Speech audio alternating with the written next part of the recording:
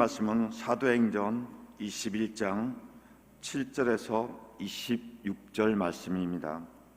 사도행전 21장 7절에서 26절 말씀 제가 봉독해 올리겠습니다. 두로를 떠나 향해를 다 마치고 돌레마이에 이르러 형제들에게 안부를 묻고 그들과 함께 하루를 있다가 이튿날 떠나 가이사랴에 이르러 7 집사 중 하나인 전누다 빌립의 집에 들어가서 머무르니라. 그에게 딸 넷이 있으니 처녀로 예언한 자라. 여러 날 머물러 있더니 아가보라 하는 한 선지자가 유대로부터 내려와 우리에게 와서 바울의 띠를 가져다가 자기 수족을 잡아매고 말하기를, 성령이 말씀하시되 예루살렘에서 유대인들이 이같이 이 띠임자를 결박하여 이방인의 손에 넘겨주리라 하거늘 우리가 그 말을 듣고 그곳 사람들과 더불어 바울에게 예루살렘으로 올라가지 말라 권하니, 바울이 대답하되 여러분이 어찌하여 울어 내 마음을 상하게 하느냐. 나는 주 예수의 이름을 위하여 결박당했을 뿐 아니라 예루살렘에서 죽을 것도 각오하였노라 하니, 그가 권함을 받지 아니하였으므로 우리가 주의 뜻대로 이루어지이다 하고 그쳤노라. 이 여러 날 후에 여장을 꾸려 예루살렘으로 올라갈새 가이사랴 몇 제자가 함께 가며 한 오랜 제자 구브로 사람 나손을 데리고 가니, 이는 우리가 그의 집에 머물려 함이라. 예루살렘에 이르니 형제들아, 우리를 기꺼이 영접하거늘 그 이튿날 바울이 우리와 함께 야고보에게로 들어가니 장로들도 다 있더라. 바울이 무난하고 하나님이 자기의 사역으로 말미암아 이방 가운데서 하신 일을 낱낱이 말하니, 그들이 듣고 하나님께 영광을 돌리고 바울더러 이르되, 형제여 그대도 보는 바에 유대인 중에 믿는 자 수만 명이 있으니 다 율법의 열성을 가진 자라. 내가 이방에 있는 모든 유대인을 가르치되 모세를 배반하고 아들에게 할례를 행하지 말고 또 학습을 지키지 말라 한다 함을 그들이 들었도다. 그러면 어찌할꼬 그들이 필연 그대가 온 것을 들으리니 우리가 말하는 이대로 하라. 성원한 네 사람이 우리에게 있으니 그들을 데리고 함께 결례를 행하고 그들을 위하여 비용을 내어 머리를 깎게 하라. 그러면 모든 사람이 그대에 대하여 들을 것이 사실이 아니고 그대도 율법을 지켜 행하는 줄로 알 것이라. 주를 믿는 이방인에게는 우리가 우상의 제물과 피에 목매어 죽인 것과 음행을 피할 것을 결의하고 편지하였느니라 하니, 바울이 이 사람들 데리고 이튿날 그들과 함께 결례를 행하고 성전에 들어가서 각 사람을 위하여 제사 드릴 때까지 결례 기간이 만기된 것을 신고하니라. 아멘. 우리 함께 영상을 보면서 시작할까요?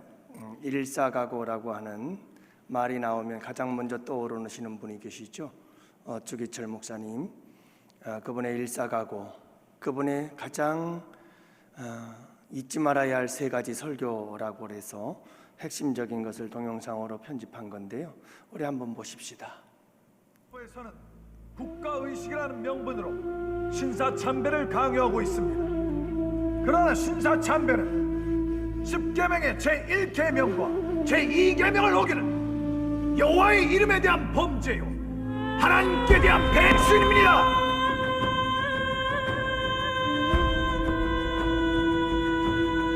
산정역교회 신도들은 절대로 신사참배를 해서는 안 됩니다. 이로 인한 모든 책임은 담임 목사인 제가 지겠습니다.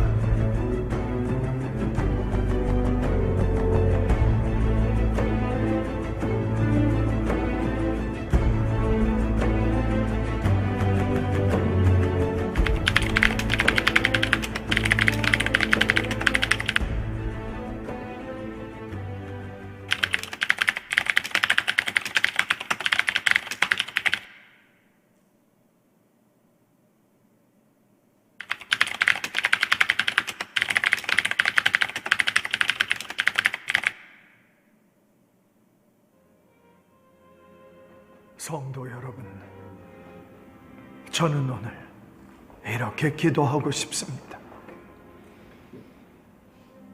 첫 번째 나의 기도는 이 장기간의 고통을 이기게 하옵소서. 칼로 베고 불로 지지는 고문이라도 한두 번에 끝난다면 견딜 수 있으나 한 달, 두 달, 1년, 10년 계속되는 고통은 견디기 어렵습니다. 두 번째 나의 기도는 의에 살고 의에 죽게 하옵소서. 사람이 나라의 신민이 되어서는 충절의 의의가 있고 부부가 되어서는 정절의 의의가 있듯이 그리스도인은 주님을 향한 순결의 의의가 있습니다. 다섯 번째, 나의 마지막 기도는 내 영혼을 내 주님께 부탁합니다.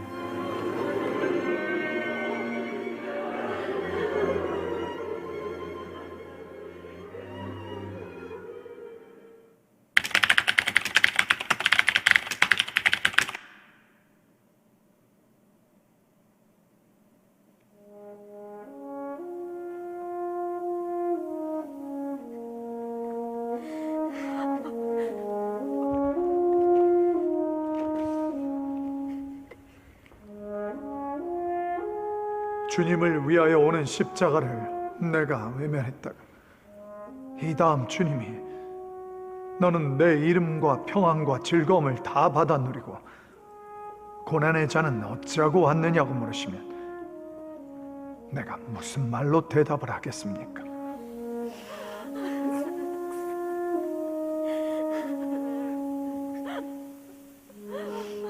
너는 내가 준 유일한 유산인 고난의 십자가는 어찌하고 왔냐고 물으시면 내 무슨 낯으로 주님을 대하겠습니까? 내 주의 십자가만 바라보고 나아갑시다.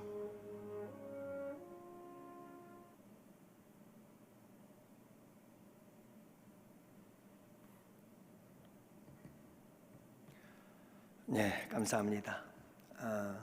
조기철 목사님의 가장 대표적인 설교 세 가지의 요약된 상황 여러분들에게 소개를 했습니다. 왜냐하면 조기철 목사님은 일사각오라고 하는 죽음을 각오하신 분이었거든요. 오늘 우리가 함께 나눌 말씀도 사도 바울은 죽음을 각오한 사람이었어요. 그래서 예루살렘에서 죽을 것도 각오하였노라 이렇게 고백하지 않습니까? 그래서 오늘 여러분 우리가 사도 바울의 일사각오의 믿음, 죽음을 각오한 사람들의 믿음은 어떤 믿음일까 하는 것을 함께 살펴보면서 은혜를 나누고자 합니다. 여러분 먼저 죽음을 각오한 사람은 흔들리지 않습니다. 이게 오늘 본문이 우리에게 도전하는 말씀이죠. 여러분 사도 바울은 하나님께 죽음을 각오하고 복음을 전한 사람입니다. 하나님의 은혜의 복음 증거하는 일을 마치려 하면은 나의 생명을 조금 더 귀한 것으로 여기지 아니하노라 하면서 그는 복음을 위해 목숨을 바친 사람이지요. 여러분 누가 이런 사람을 막을 수가 있겠어요? 살아도 주를 위해서 죽고 죽어도 주를 위해 죽을 각오가 된 사람 아무도 막을 자가 없습니다. 흔들릴 수가 없지요. 여러분 그러나 우리 주변에서는 우리의 상황들은 일사각오의 믿음을 흔드는 자들이 많이 있습니다. 그래서 오늘 10절 12절 말씀에도 보면 여러 날 머물러 있더니 아가보라 하는 한 선지자가 유대로부터 내려와 말하기를 성령이 말씀하시되 예루살렘에서 유대인들이 이같이 이 띠 임자를 결박하여 이방인의 손에 넘겨주리라 하거늘 우리가 그 말을 듣고 그것 사람들과 더불어 바울에게 예루살렘으로 올라가지 말라 권하였다 이렇게 얘기를 하잖아요. 전도자 빌립의 집에 있을 때 가이사랴에 있을 때였죠. 유대에서 내려온 한 아가보라고 하는 선지자가 사도 바울에게 말합니다. 그가 성령의 음성을 들었어요. 어떤 음성을 들었느냐? 성령이 말씀하시되 이 띠 임자를 결박하여, 사도 바울을 말하는 거죠. 이방인의 손에 넘겨주리라. 결박을 당하여 이방인의 손에 넘겨질 것이다. 이렇게 성령께서 이 아가보라고 하는 선지자에게 예언해 주신 거예요. 자, 그래서 이 이야기를 하자 제자들과 그리고 이 아가보라고 하는 사람이 사도 바울에게 말합니다. 예루살렘으로 올라가지 마십시오 라고 권하였다는 겁니다. 여러분, 이렇게 성령의 음성을 통해서 사도 바울은 올라가지 말라라고 하는 사람들의 권면을 듣고 있는데, 또 그 전에도 이런 일이 있었습니다. 20장 36절 38절 말씀에도 보면 이 말을 한 후 무릎을 꿇고 그 모든 사람들과 함께 기도하더니 다 크게 울며 바울의 목을 안고 입맞추었다. 에베소 교회 장로들과의 이별의 장면이고요. 21장 5절에 보면 끝까지 사도 바울을 따라왔던 제자들이 떠나면서 있었던 작별 인사입니다. 여러 날이 지난 후 우리가 떠나갈새 그들이 다 그 처자와 함께 성문 밖까지 전송하거늘 우리가 바닷가에서 무릎을 꿇어 기도하고 서로 작별했다. 이렇게 이야기를 합니다. 눈물의 이별이죠. 21장 4절에도 보면 제자들을 찾아가 거기서 이래를만 머물더니 그 제자들이 성령의 감동으로 바울더러 예루살렘에 올라가지 말라 하더라. 이렇게 말씀하고 있습니다. 여러분, 이 말씀 속에서 조금 우리가 이상한 것을 하나 발견하게 되어지는데, 사도 바울에게 올라가지 말라, 예루살렘에 올라가지 말라라고 말하는 사람들의 그 이야기를 들어보면 그들이 자기가 한 말이 아니라 성령으로부터 들은 음성이 있었습니다. 사도 바울이 예루살렘으로 올라가면 결박을 당하게 될 것이고 이방인들에게 넘겨질 것이다 라고 하는 성령의 음성이 있었다는 것이죠. 그것을 해석을 해서 이 아가보라고 하는 선지자로부터 시작해서 제자들까지 그런 성령의 음성이 들렸는데, 그 성령의 음성을 예루살렘으로 올라가지 말라라고 하는 것으로 자의적 해석을 해서 사도 바울에게 이야기를 하고 있다 이 말입니다. 무슨 말씀인지 이해가 되셔요? 분명히 성령께서 말씀하셨습니다. 사도 바울에게도 말씀하셨죠. 성령께서 내게 말씀하시기를 예루살렘에 올라가면 환난과 핍박이 나를 기다린다고 하나 예수 그리스도께 받은 사명 곧 은혜의 복음 증거하는 일을 마치려 하면 나의 생명을 조금 더 귀한 것으로 여기지 아니하노라 말했잖아요. 사도 바울은 이미 알고 있었습니다. 이것을 아가보도 들었고 제자들도 들었습니다. 성령의 음성을 예루살렘으로 올라가면 거기서 결박을 당하고 환난을 당하게 될 것이다. 이게 성령의 음성이었습니다. 하지만 예루살렘으로 올라가지 마세요 라고 하는 것은 사람의 말이었습니다. 여러분, 이렇게 우리가 일사각오의 믿음을 가지고 나아갈 때, 죽음을 각오하고 나아갈 때 우리 주변에서 많은 이런 우리의 각오를 흔드는 많은 요인들이 발생하게 되어집니다. 사람들입니다. 사람들의 정입니다. 눈물을 흘리며 작별을 고하는 그들의 모습을 바라보면 정든 그들과 더불어 이별하는 사도 바울의 마음속에 예루살렘으로 굳이 올라가야 할까라고 하는 그의 각오를 흔들게 만드는 이런 요인들이 작용하게 되어 있습니다. 성령께서 말씀하셨습니다. 올라가면 환난이 기다린다고 하니 올라가지 마세요 라고 말하는 사람들이 있습니다. 하지만 사도 바울은 죽음을 각오한 사람입니다. 그는 흔들리지 않습니다. 여러분, 그는 인정에 매이지 않았습니다. 사람들의 말에 귀를 기울이지 않습니다. 여러분, 우리의 신앙생활은 인정에 매이면 안 됩니다. 인정에 매여서 이리저리 흔들리는 사람들이 있죠. 초신자라면 몰라도 여러분 어느 정도 신앙생활 했다고 한다면 여러분, 우리는 인정을 초월할 줄 알아야 되고 인정을 뛰어넘을 수 있어야 합니다. 주님을 위해서라면, 주님의 사명을 위해서라면 말이죠. 좀 더 예수님에게 집중하고 예수님의 십자가 사랑에 매인 사람은 여러분 절대로 흔들리는 법이 없는 겁니다. 두 번째로는 사람의 말에 귀를 가벼운 사람들이 있지요. 이 사람이 이렇게 말하면 그런가 하고 따라가고, 저렇게 말하면 저런가 하면 따라가는 사람들이 있습니다. 소위 줏대가 없는 사람들입니다. 여러분, 사람들의 말 한마디에 이랬다 저랬다 하는 사람들이 있지요. 사람들의 말 한마디에 기분 좋았다 슬펐다 하는 사람들이 있지요. 여러분, 너무 그렇게 사람들의 말에 여러분 휘둘리지 마시고 사도 바울처럼 주님 앞에 굳은 각오로 흔들림이 없는 길을 걸어가는 양원의 성도들이 되시기를 축복합니다. 여러분, 왜 흔들리는 줄 아세요? 중심이 없어서 그렇습니다.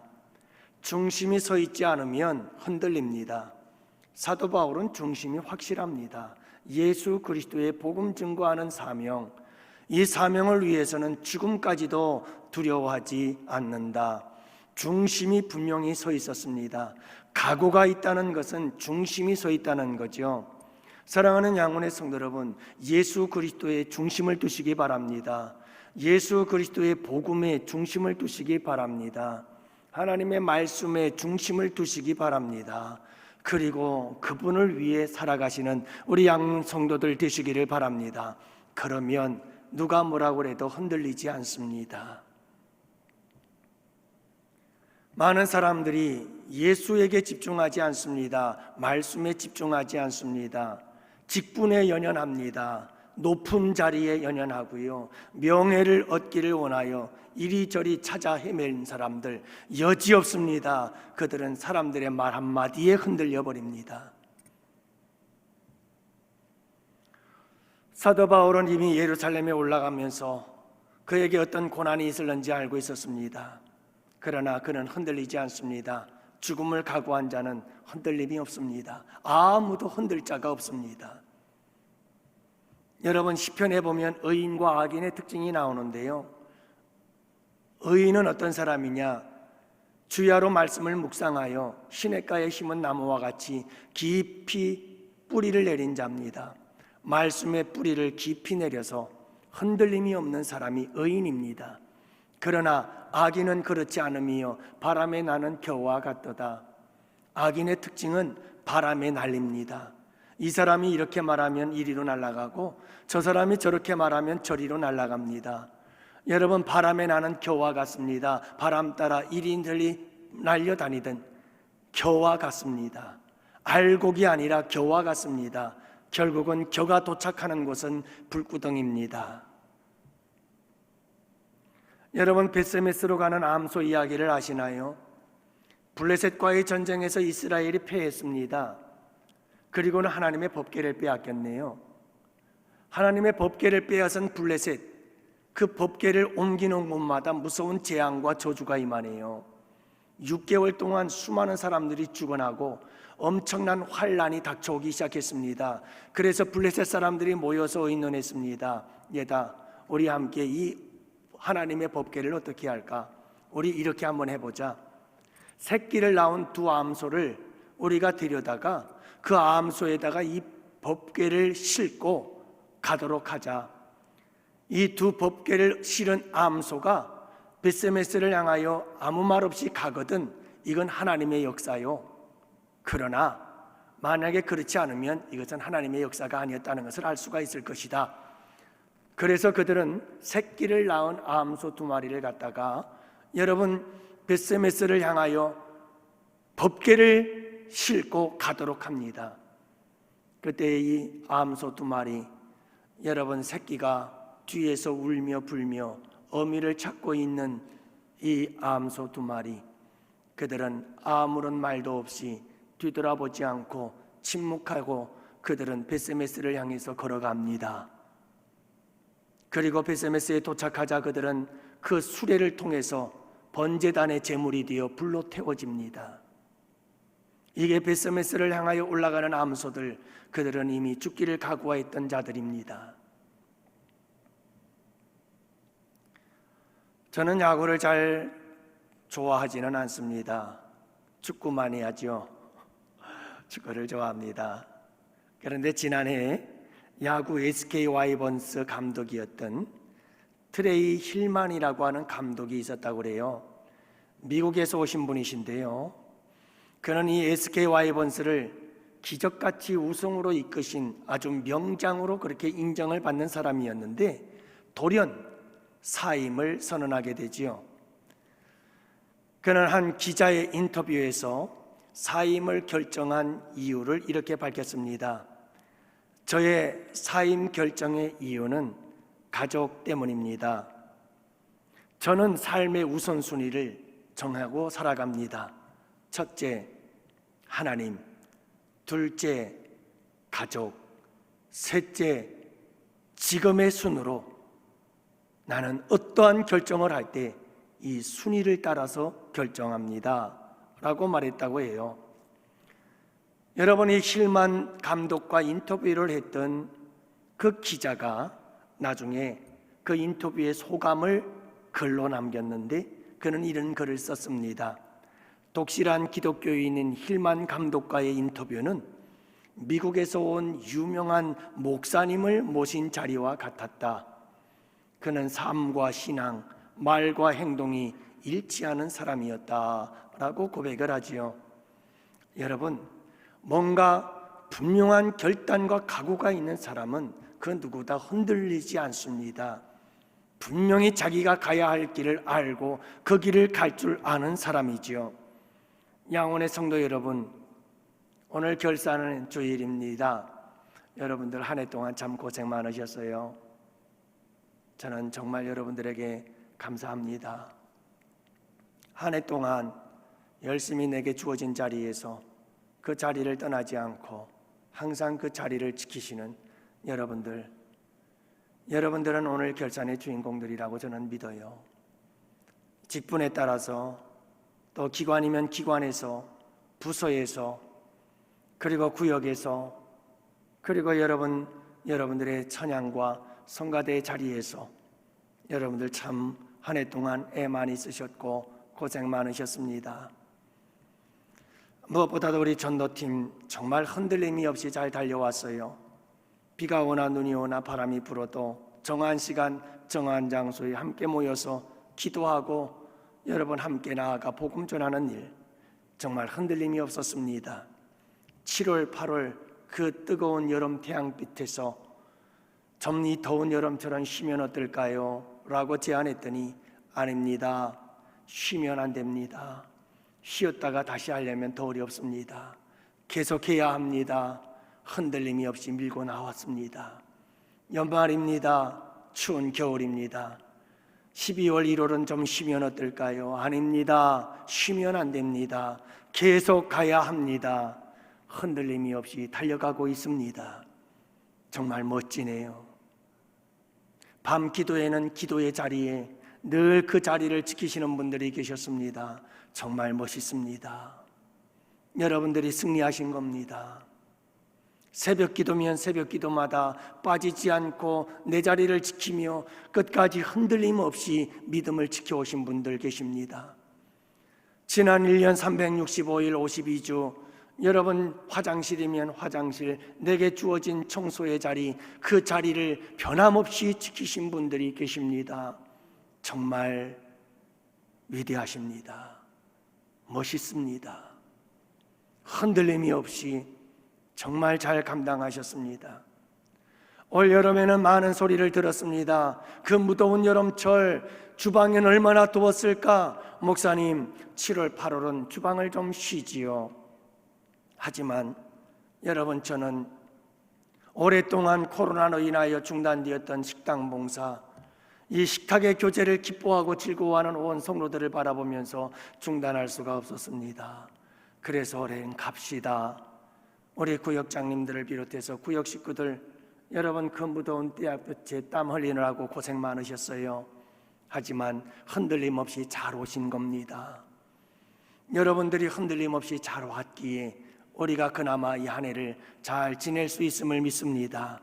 여러분들이 큰 일을 해내셨어요.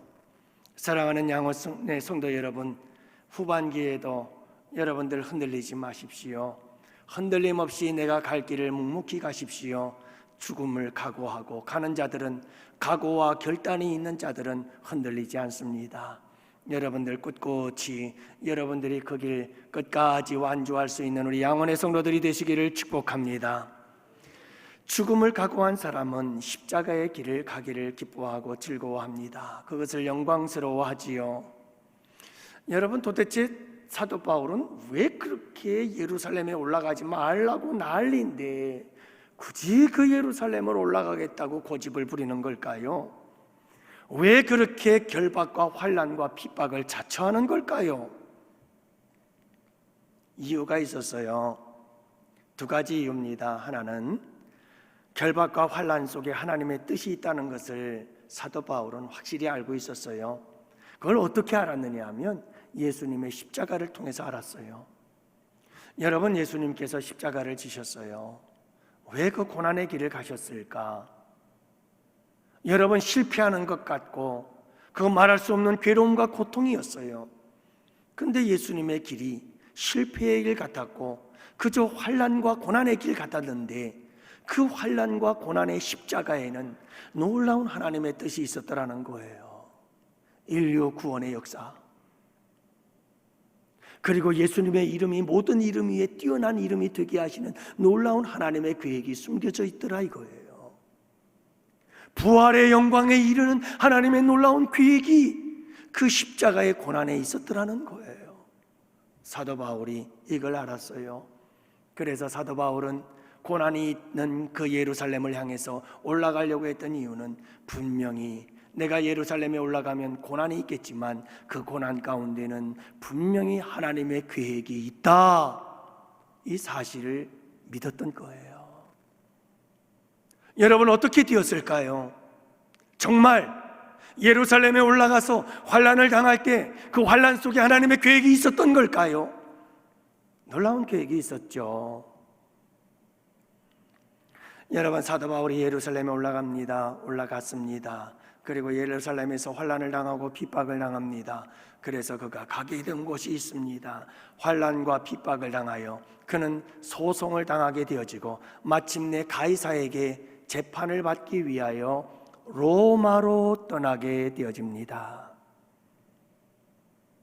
사도 바울이 가고 싶어 하던 그곳, 주님이 말씀하신 땅끝, 로마에 가서 복음을 전하고 싶었던 사도 바울, 하나님은 이런 방법으로 고난 속에 하나님의 계획을 숨겨두셨다가 여러분, 재판을 받을 자로서 로마 병사들의 호위를 받으며 배를 타고 로마까지 가게 되어집니다.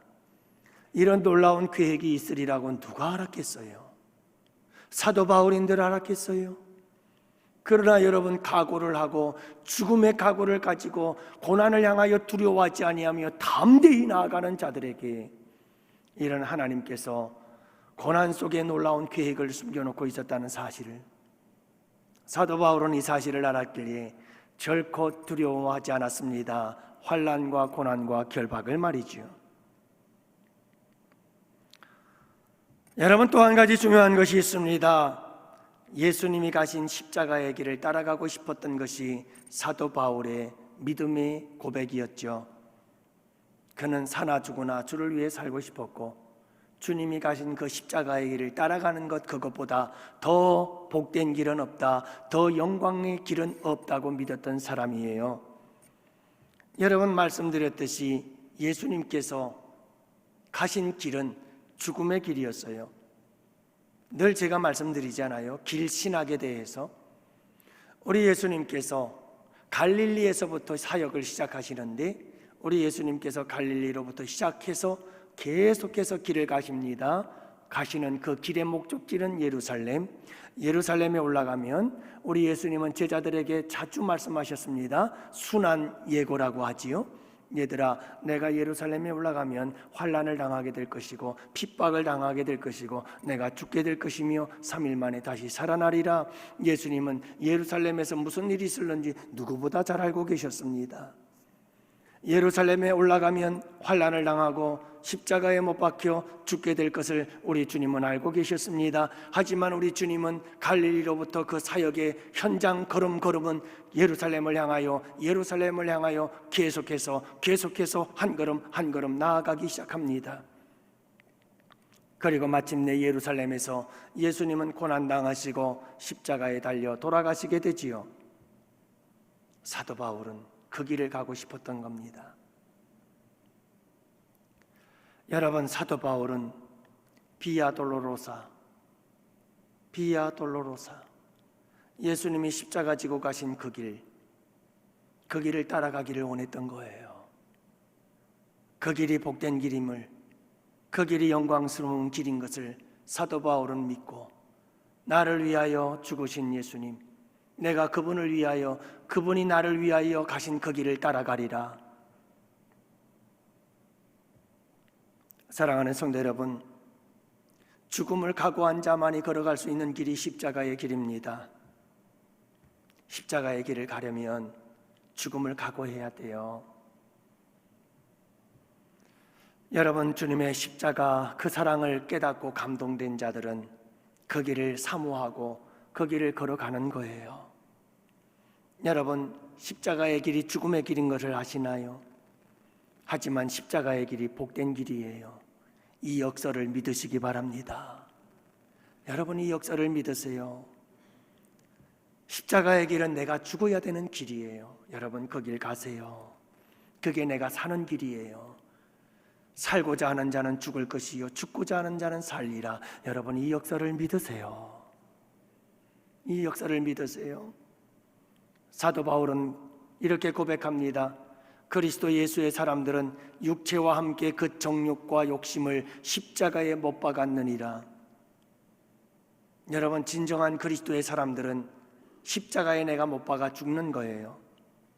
내가 그리스도와 함께 십자가에 못 박혔나니 그런즉 이제는 내가 산 것이 아니요 내 안에 예수 그리스도께서 사신 것이라. 철저히 내가 죽어지는 삶이 십자가의 길이에요. 우리 예수님께서 이미 십자가를 지시기 전에 십자가를 지셨어요. 그 십자가를 지신 장소가 겟세마네 동산. 아버지, 할 수 있거든 이 잔을 내게서 옮기시옵소서. 하지만 내 뜻대로 마옵시고 아버지의 뜻대로 하옵소서. 그 겟세마네 동산의 현장이 예수님이 십자가에 달려 돌아가신 현장입니다. 왜요? 예수님이 자기의 자신을 죽었거든요. 나는 이 잔을 마치기 원치 않아요. 하지만 하나님의 뜻이라면 내가 이 길을 가겠습니다. 철저히 자기를 부인하고 자기가 죽어진 사건은 십자가에 있기 전에 이미 겟세마네 동산에서 일어난 사건이에요. 우리 양원의 성도 여러분들이요, 내가 죽는 것이 믿음 중에 믿음임을 믿으시기 바랍니다. 내가 죽는 것이 능력 중에 능력임을 믿으시기 바랍니다. 내가 죽는 것이 지혜 중에 지혜임을 믿으세요. 여러분, 그게 사는 길이고 그게 생명의 길이고 복된 길이에요. 내가 죽어보지 않고는, 여러분, 내가 십자가에 못 박혀 보지 않고는 믿음을 말하지 마세요. 내가 십자가에 못 박혀 죽어진 경험이 없이는 여러분 능력을 말하지 마세요. 내가 십자가에 못 박혀 죽은 경험이 없이는 결코 지혜를 논하지 마세요. 자격 없습니다. 내가 믿는 십자가는 내가 죽어지는 것이에요. 내가 죽어지지 않고 무슨 십자가를 이야기를 할 수 있다는 말이에요. 사람들이 왜 십자가의 길을 가려고 하지 않는지 아세요? 이유는 간단해요. 죽기 싫어요. 내가 죽기 싫은 거예요. 내가 하고 싶은 거, 내가 원하는 거, 내 자존심, 여러분, 내 육체의 정욕과 소욕과 욕망이 내 안에 충만해요. 그렇기 때문에 내가 죽어지는 게 절대로 싫어요. 그래서 십자가의 길은 꿈도 못 꾸는 거죠. 내가 날마다 죽노라, 이 고백은 위대한 고백인 이유가, 나는 날마다 죽노라 라는 이 고백은 곧 십자가의 길을 가고 있다는 고백이에요. 나를 쳐서 끊임없이 십자가에 못 박아야 돼요. 죽어야 돼요. 그러면 살아요. 내 안에 새 생명이 살아나요. 내 삶에 새 생명이 살아나요. 새로운 내가 태어나기 시작해요. 새 사람이 태어나기 시작해요. 그때 내가 살아가는 삶이 새로워지기 시작해요.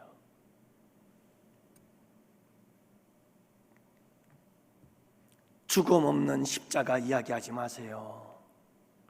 여러분들, 십자가를 싸구려로 만들지 마세요. 십자가를 너무 가볍게 얘기하지 마세요. 적어도 십자가를 이야기할 수 있는 사람은 그 십자가의 길을 향해서 가면서 내가 날마다 죽노라고 고백할 수 있는 사람이어야 하고, 그 고백이 삶 속에 있어야 되는 거예요.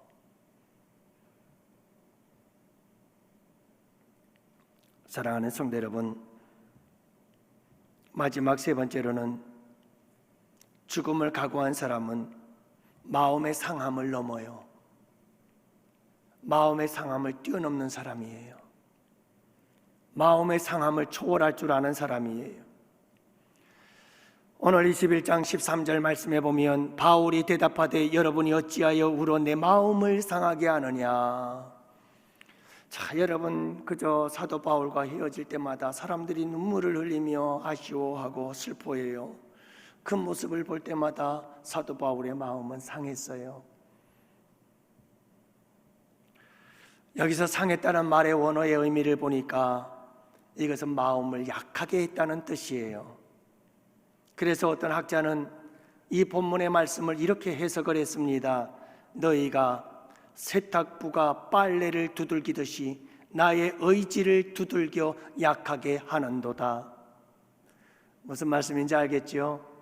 여러분, 빨래터에 예전에 아낙네들이 빨래를 가지고 가서 빨래 두들기는 망치로다가 빨래를 막 두들기는 것처럼 사도 바울의 마음을 막 두들겨서 사도 바울의 그 일사각오의 믿음을 흔들어 놓았다, 이 말이에요. 마음을 약하게 했다는 것이죠. 하지만 사도 바울은 이렇게 고백합니다. 나는 예루살렘에서 죽을 것도 각오하였노라. 흔들리지 않아요. 여러분, 죽음을 각오한 사람은 이렇게 그 누구가 나의 마음을 흔들어 놓아도 절대로 흔들리지 않아요. 누구를 위해서죠? 예수님을 위해서예요. 그런데 오늘 말씀해 보면 사도 바울의 고백 속에 참 인상 깊은 고백이 하나 있어요. 그게 뭐냐면 결박당할 뿐 아니라 죽을 것도 각오하였노라. 여러분, 사람들은 사도 바울에게 결박을 이야기를 해요. 예루살렘에 올라가면 결박을 당할 거다, 환난을 당할 거다, 그렇게 얘기를 해요. 그런데 사도 바울은 죽을 것을 각오했어요. 여러분, 죽음을 각오한 사람에게 결박당하는 거? 그건 아무것도 아니에요. 죽음을 결단한 사도 바울에게 환난과 핍박? 그건 아무것도 아니에요. 사랑하는 양원의 성도 여러분, 결박보다 더 큰 희생을 각오하십시오. 환난보다 더 큰 희생을 각오할 줄 아는 성도님들이 되시기를 바랍니다. 십자가의 길을 각오하세요. 그 죽어지는 길을 각오하고 가세요. 그리하면 결박도 환난도 두렵지 않아요. 그것이 내 가는 길을 방해하지 않아요. 전기 영광 모든 권세 주님 홀로 받으소서. 멸시천대 십자가는 제가 지고 가오리다. 이름 없이 빛도 없이 감사하며 섬기리다. 이름 없이 빛도 없이 감사하며 섬기리다.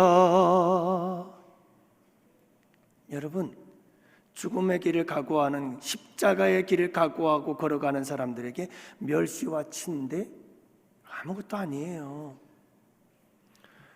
여러분, 십자가의 길을 각오하고 걸어가는 자들에게 이름도 없이 빛도 없이 무명의 삶을 살아가는 거, 그거 아무렇지도 않아요. 문제는 십자가의 길을 가겠다는 각오가 없다는 거예요. 내가 죽어지는 그 길을 가겠다는 결단이 없는 게 문제인 거예요. 그러니까 자꾸 병이 들어요. 여러분, 정신을 바짝 차리고 들으세요. 십자가의 길을 가리라. 내가 죽어지는 그 길을 가리라. 이 각오와 결단이 없으면 사방에서 질병들이 찾아와요. 그 첫 번째 질병이 뭐냐면 섭섭이병이에요. 이래도 섭섭하고 저래도 섭섭해요. 누가 날 알아주지 않아서 섭섭하고요. 몰라줘서 섭섭하고요. 십자가의 길을 각오하고 가면 절대로 이 섭섭이 병이 찾아오지 않아요. 왔다가도 도망가요. 아니, 죽음의 길을 가는 사람이 뭐가 섭섭하겠어요? 내가 살아있으니까 그래요. 여러분이 십자가의 길에 대한 각오와 결단이 없으면 찾아오는 병이 시험병이에요. 이래도 시험 들고 저래도 시험 들고 끊임없이 시험 들어요. 모든 일이 시험거리예요. 매사가 시험이에요. 왜냐하면 십자가에 대한 각오와 결단이 없으니까 그래요. 자꾸 날 생각해서 그래요. 아직도 내 자존심 살아있지요. 아직도 내 육체의 정욕과 욕심들 살아있지요. 아직도 내가 가득 차 있어요. 그러니까 그 나가 건드려질 때마다 섭섭하고 시험 드는 거예요. 세 번째 병이 이제는 뭔지 알겠죠? 상처병이에요. 이래서 상처받고 저래서 상처받고 그래요. 저도 참 상처가 많은 사람이고 상처를 많이 받는 사람이었기도 했어요. 지금도 전들 다르겠어요. 아픔이 있고 상처가 있어요. 그럴 때마다 여러분, 그 아픔과 상처를 치유하는 아주 강력한 치유제가 있어요. 우리 주님이 우리에게 처방해 주시고 우리 주님이 우리에게 진단하고 처방해 주신 정말 강력한 치료제, 그게 십자가예요. 내가 십자가의 길 가야지. 십자가의 길 가는 사람, 내가 죽더라도 이 길 가야지. 존귀 영광 모든 권세 주님 홀로 받으소서. 멸시천대 십자가는 제가 지고 가오리다. 이 찬양만 불러도 여러분 상처병은 다 떠나요. 상처받을 게 뭐가 있어요? 받을 게 뭐가 있냐고요? 내가 십자가의 길을 가는데 누가 뭐라고 나에게 한들 상처받을 게 뭐가 있겠어요? 단번에 치료가 돼요. 깨끗이 씻어져요. 양원의 성도 여러분, 한 해 동안 참 잘 달려왔어요. 여러분들 정말 고생 많으셨고 여러분들에게 하나님의 은혜와 축복이 함께 하시기를 원해요. 우리 새해에 달려갈 때에는 여러분 이 말씀을 잊지 마세요. 꼭 잊지 마세요. 결산할 때 재정 결산, 여러분 도대체 이 재정의 결산이 우리의 믿음 생활에서 차지하는 부분이 얼마나 된다고 생각하세요? 우리 주님께서 결산할 때 재정 결산할까요? 물론 재정 결산도 하죠. 하지만 여러분, 우리에게 더 중요한 것이 있어요. 그것은 정말 우리가 여러분 얼마나 십자가의 길을 각오를 가지고 결단을 가지고 살아났는가, 우리 주님께서는 그걸 더욱더 소중히 여기실 줄로 믿습니다. 간절히 바라거는 2023년에는 여러분 이 각오와 결단을 가지고 가세요. 그러면 내가 복을 받아요. 내가. 아니, 섭섭이 병도 안 찾아오지요. 시험 병도 안 찾아오지요. 상처받는 병도 안 찾아오지요.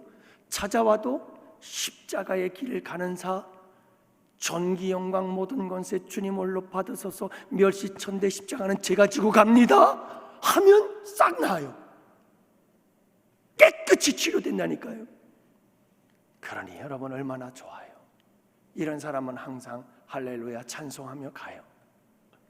이름 없이 빛도 없이 감사하며 섬기리라. 그래서 이래도 감사 저래도 감사 할렐루야 할렐루야. 우리 양원의 성도들이요, 결산의 주일 이 말씀 꼭 붙잡고 한 해 동안에 여러분들의 노고를 치하하고 정말 여러분들 너무너무 애쓰셨어요. 우리 2023년에는 더 힘차게 함께 여러분 우리의 달려갈 길을 달려가는 우리 양원의 성도들 되시기를 주님의 이름으로 축복해요. 하나님 나라의 영웅이십니다. 우리 양원교회 여러분들이 영웅이십니다. 살아계신 아버지 하나님 고맙습니다. 오늘도 사랑하는 주의 백성들이 결단하면서 귀한 예물 드립니다. 주님 기쁘게 받아 주옵시고 지난 한 해 동안에 열심히 애쓰고 노력하고 정말 힘들게 달려오신 우리 성도님들 주님의 위로하심이 함께 하시고, 그리고 주님 결코 헛되이지 아니하며 우리의 작은 섬김이 하늘에서 해같이 빛나게 될 줄 믿습니다.